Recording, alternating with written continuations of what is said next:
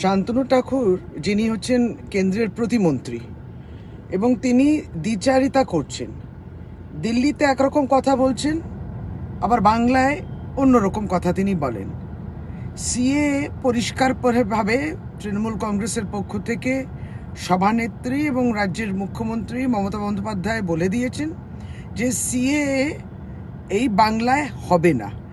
এইটা যারা বলছেন লোকসভার নির্বাচনের আগে প্রতিশ্রুতি দিচ্ছেন, তারপরে এর আইনটা তারা প্রণয়ন করেছেন, কিন্তু সেইটাকে আরম্ভ করতে পারছেন না কারণ গাইডলাইন্সই ঠিক নেই। এইগুলো কোথাও না কোথাও মানুষের সঙ্গে প্রতারণা করছে।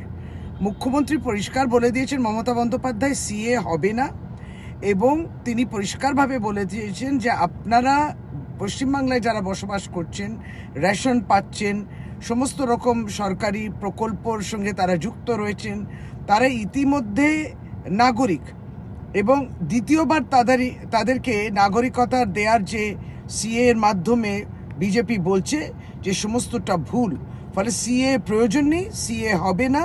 মুখ্যমন্ত্রী পরিষ্কারভাবে বলে দিয়েছেন যারা পশ্চিমবাংলায় রয়েছেন তারা প্রত্যেকেই দেশের নাগরিক।